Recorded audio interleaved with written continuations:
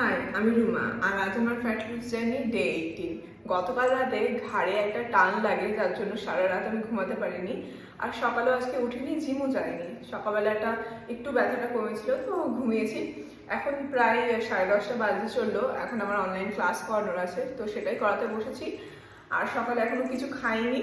এখন আমি জাস্ট একটুখানি ফল কেটে নিয়েছি, সেটাই খাবো। তো কালকে দুপুরবেলা অনেকটাই খাওয়া দাওয়া হয়েছে, তারপরে প্রচণ্ড ব্লোটিং হয়েছিল, পেটেও খুব ব্যথা করছিল রাতের দিকে। তো সকালবেলা আজকে আর কিছু খেতে ইচ্ছা করছে না, এখনো খিদেও পাইনি। তো আমি এখানে একটু ফল কেটে নিয়েছি, পেঁপে, অর্ধেক পেঁপে নিয়েছি আর সাথে নিয়েছি মিক্স সিডস। তো এটাই আজকের ব্রেকফাস্ট। এখন বাজে 10:30। আর ঠিক এইভাবেই আজকের ব্লগটা শুরু করছি। ব্রেকফাস্ট খাওয়ার পর খেয়েছিলাম গ্রিন টি। 1 গ্লাস আমি প্রত্যেকদিন খাই না, আজকে জলটা একটু বেশি ফুটিয়ে ফেলেছিলাম। তারপরে বেলার দিকে খিদে পেয়ে গেছিলো, তাই খেয়েছিলাম 1.5 স্কুপ whey প্রোটিন। আজ আমাদের কার্তিক পুজোর নেমন্তন্ন ছিল, তাই আজ আমাদের জন্য রান্না হয়নি, আজকে কফির জন্য হয়েছিল। তো কফিও কিন্তু গেনিংয়ে আছে, তাই ওর জন্য সেদ্ধ চিকেন আর রাইস। তারপর আমরা চলে গেছিলাম নেমন্তন্ন বাড়ি, সেখান থেকে খাওয়া দাওয়া করে জিম খুলে আবার চলে এসেছি বাড়ি। জিমে যাইনি কেন, এখনো ঘাড়ে ব্যথাটা আমার কমেনি, প্রচন্ড অস্বস্তি লাগছে। আর বাড়ি এসে খেয়েছিলাম অ্যাপেল সাইডার ভিনিগার।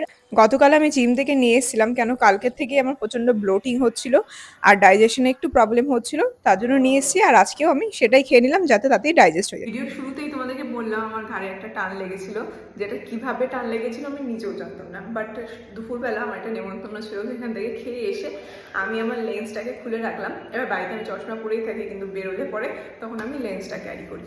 তো লেন্স খুলে রাখার পর আমি যখন আই ড্রপ দিয়েছিলাম চোখে, আমি ঠিক যখন আই ড্রপটা দিতে যাচ্ছি তখনই আবার ঘাড়ে আমার টানটা লাগলো।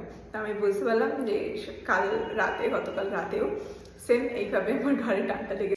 শোল্ডারে ব্যথা নিয়ে এখন তো আমি আর এক্সারসাইজ করতে পারবো না, তো সবার প্রথমে কাজ আমার এই ব্যথাটাকে কমানো।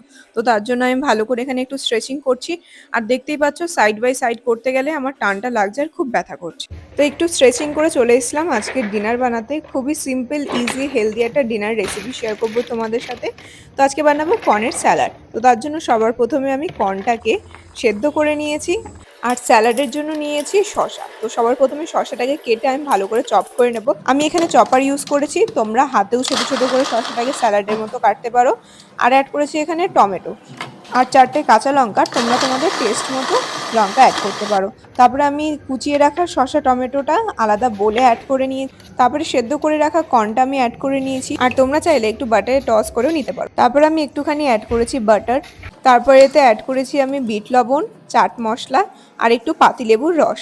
তারপরে এটাকে ভালো করে মিক্সড করে নিলে পরেই আমাদের স্যালাডটা রেডি।